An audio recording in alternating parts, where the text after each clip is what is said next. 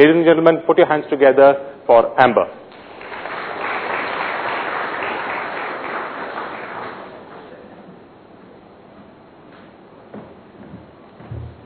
Thank you, Kuruba, for the introduction.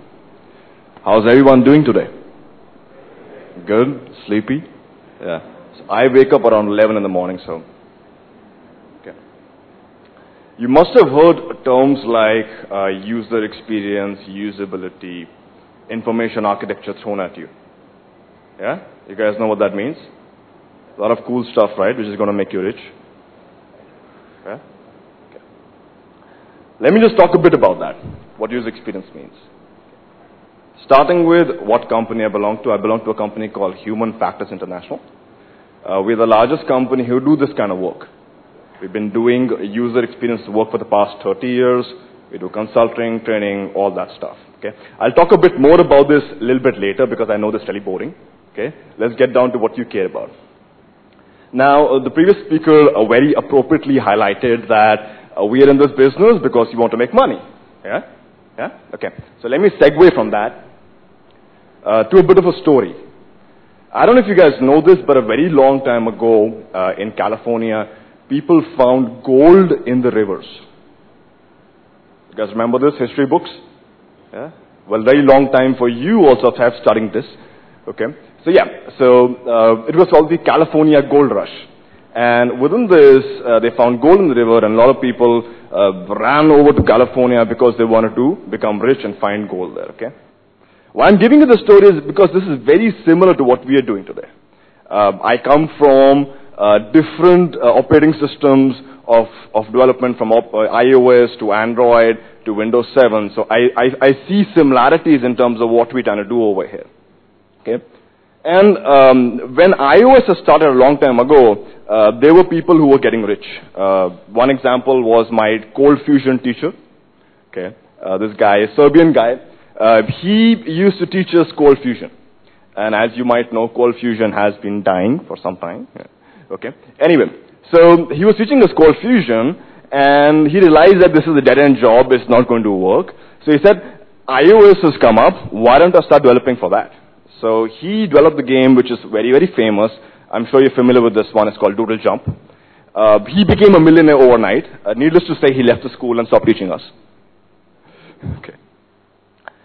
So some people got rich, really good. You know, early on, made some interesting games. And it's a very simple game, frankly. If you look at, compared to what you get these, it's very, very simple games, but he became really rich.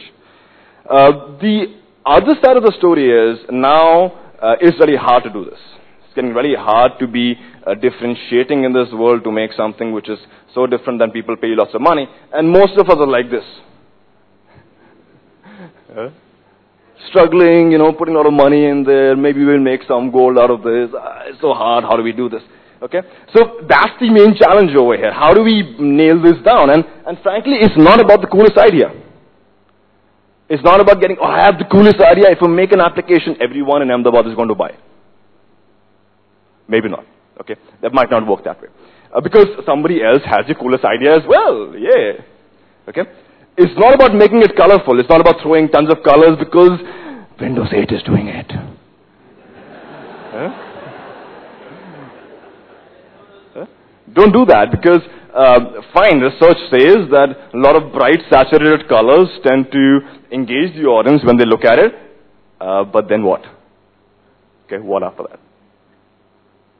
It's not about getting your service or application on every single platform out there. We'll do iOS, Android, and Windows 7 and Nokia. We'll get rich. Maybe not. Okay. It's predominantly about the user. I know this has been said again and again and again, but frankly, this is what we've discovered. We've done 30 years of consultancy to understand that you get the user right, the chances of you making money increases. Okay?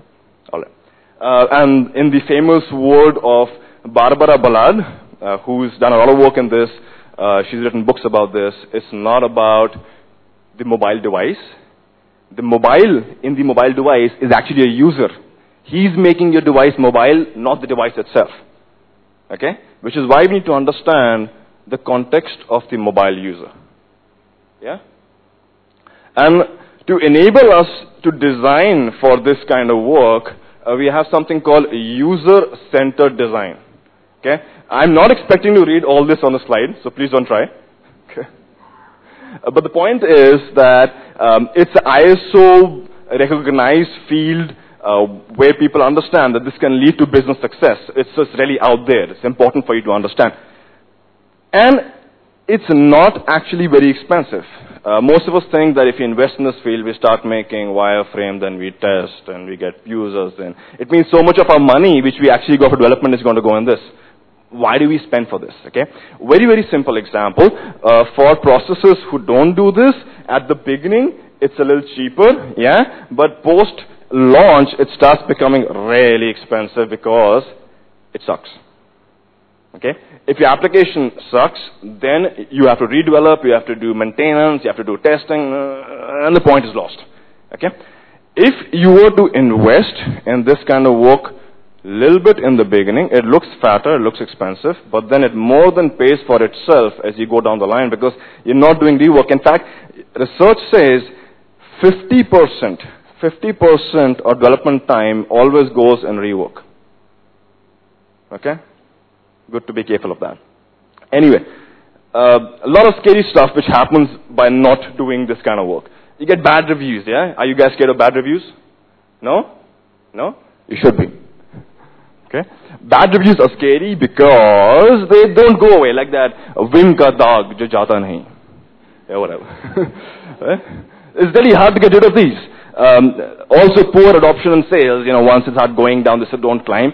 And expensive rework. All these things are side effects of not doing this kind of work.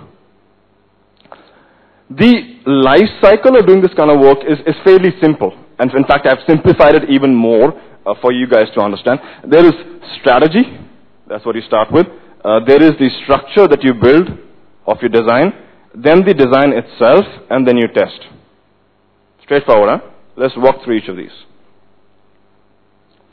Strategy starts with just one question. The question is, what is the story? Okay? What does that mean? What is the story?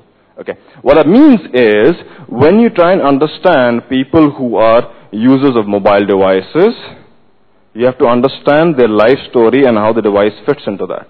Because if you don't do that, you really don't know how they'll be using your application. For mobile users, it's very important because they're always on the go, they're always moving around.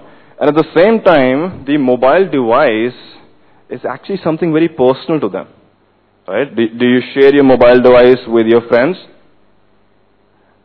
Do you share your mobile device with your wife? You don't. Okay?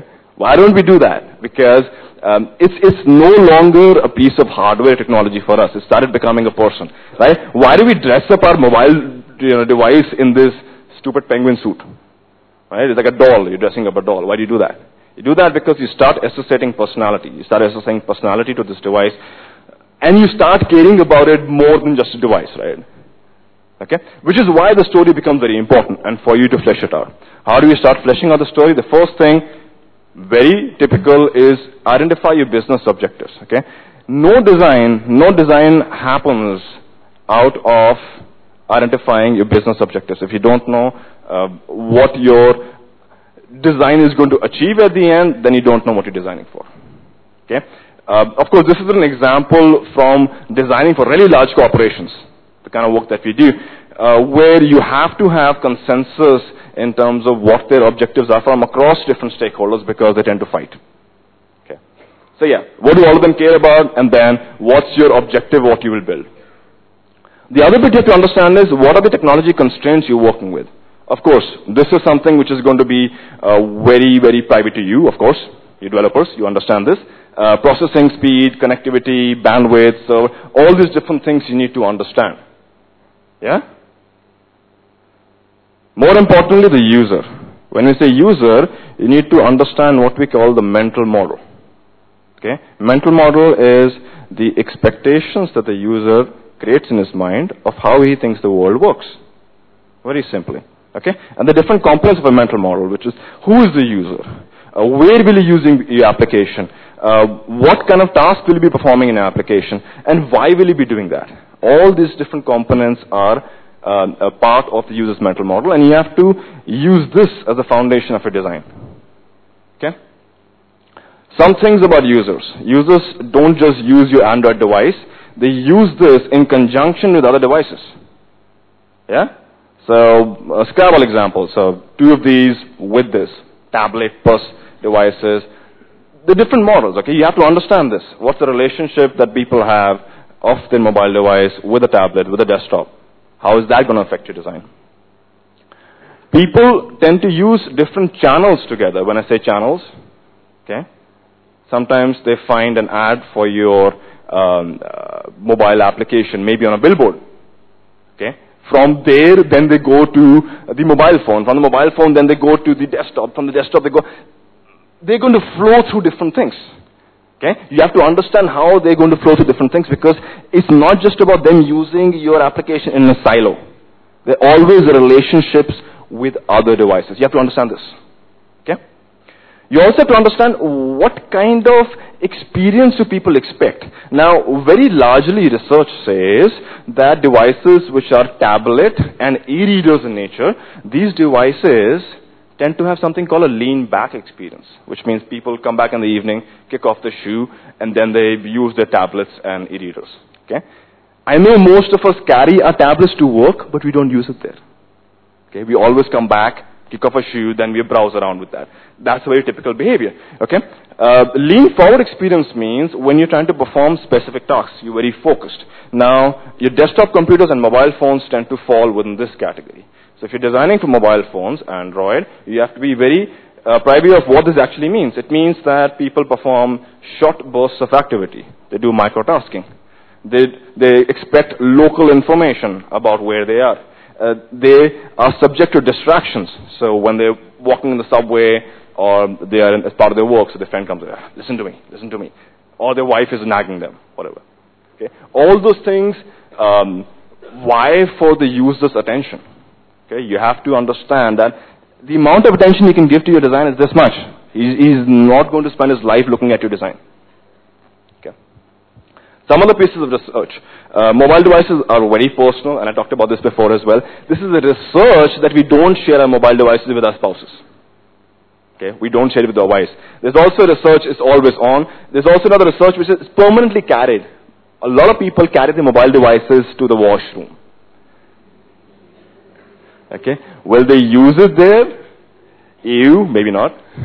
Okay. It's also about survival. So the reason we carry mobile devices always with us is like a Swiss Army knife. You never know what it can do for you. Okay? Ubiquitous is always there when you have this concept or this creative inspiration. Right? At that point, the mobile device can help you yourself. Uncertainty avoidance.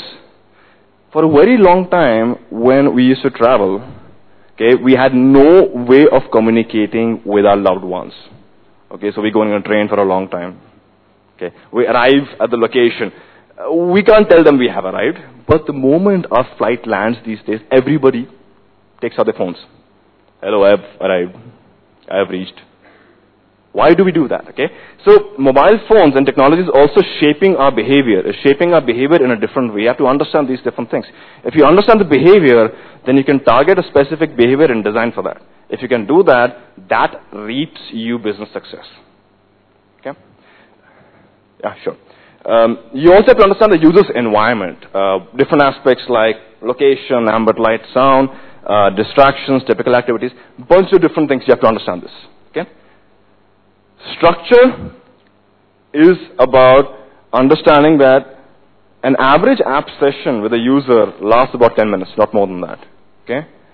And an average user has about 22 applications on their phone, and most of them will not last more than 2 weeks. Okay?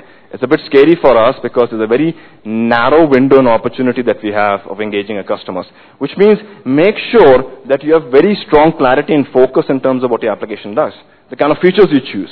Okay? Make sure that you're designing from away from the desk scenario. Okay? Help people perform a single task in a hurry. Okay? Look at these examples. So what is this? Clearly a news application, right? It doesn't take long for us to figure it out. Look at this one. This is again a Samsung self-help application. But look at this one. So it has Wikipedia, shopping cart, flight. I don't know what it does. Okay? The moment you have applications like this, which don't have a clear focus in terms of what it does, people get lost. Your window of opportunity is gone. Okay? You also have to consider how your architecture of your application is going to differ from the desktop scenario. It's not just about aping what's in the desktop scenario in the mobile context as well. What kind of navigation will you choose? There are different models, okay? Different ways that users can navigate. When it comes to design, how will you design the layout? There is Gutenberg principle, there is laws of visual attention. How will you use these different things to guide people's visual attention through your application? Icons are very important. Frankly, most people decide if they want your application or not based on the visual quality of your application design. That's it. If your icon doesn't look good, they will not download. Okay? Even the title is very important, so I'll give you an example. There was this application which was made in US. It was called Dangerous Criminals. Okay? The application basically gives you a list of criminals, and if they are in the proximity of where you are, so location-based. All right? Now, like most applications, this one sends push notifications. And it sends this push notification to this lady saying, Dangerous Criminals wants your current location.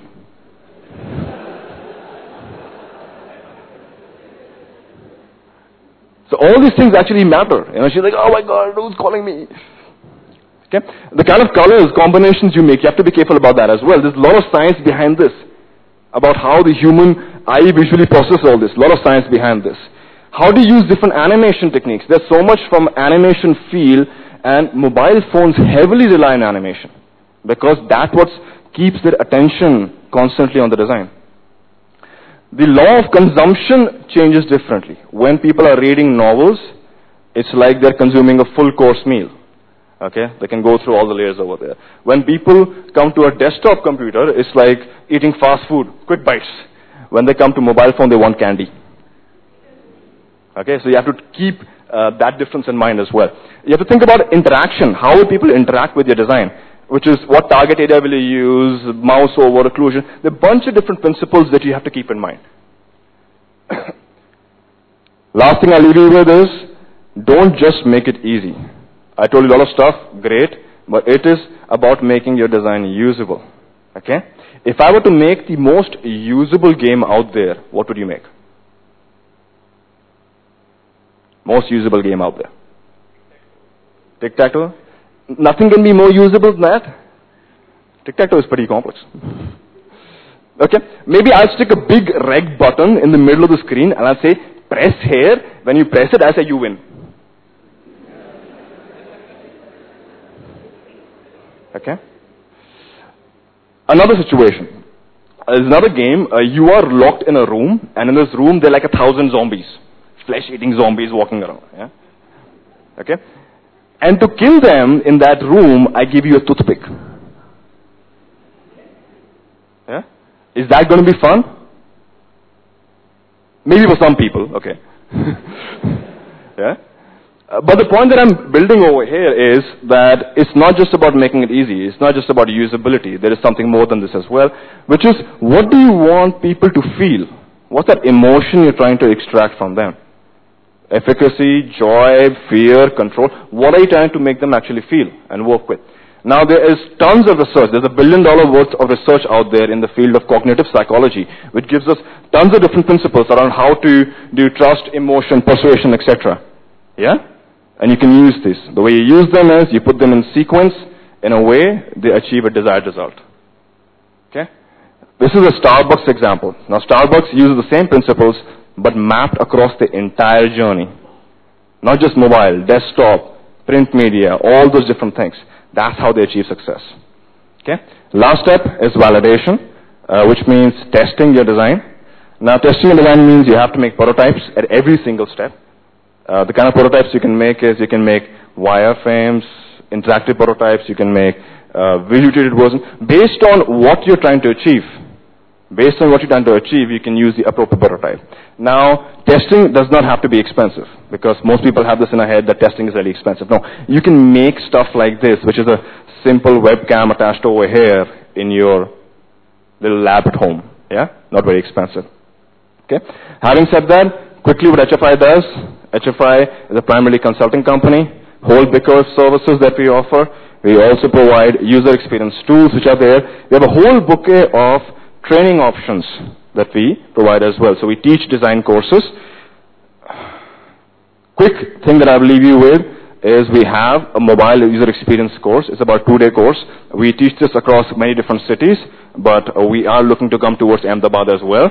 Now, that's the end of our presentation. If you want to talk to us about mobile experience more, please get in touch with me or my colleagues Hemul and Neha over here. We would love to explain more about this area. Thank you so much for your attention.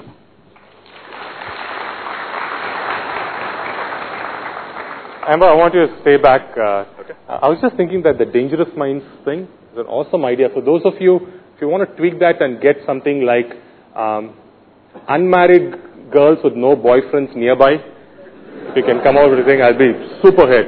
Actually, they have that. Oh, they do have that? Oh, damn it. Amber, I want you to stay back, and if I can just ask Ravi and Anand to just quickly jump onto the stage. The good news is we are already running 40 minutes late. So if you have any questions, now might be a good time to do it. If not, we'll just do a quick photo session. We can walk off. What do you say? Okay. By the way, there is this Cadbury's Silk with a rum and raisin flavor, the big one, and we have 3 bars, big bars, that goes to the first 3 persons who ask questions. Just saying. Right. Okay, let's just do the photo session while you guys are thinking.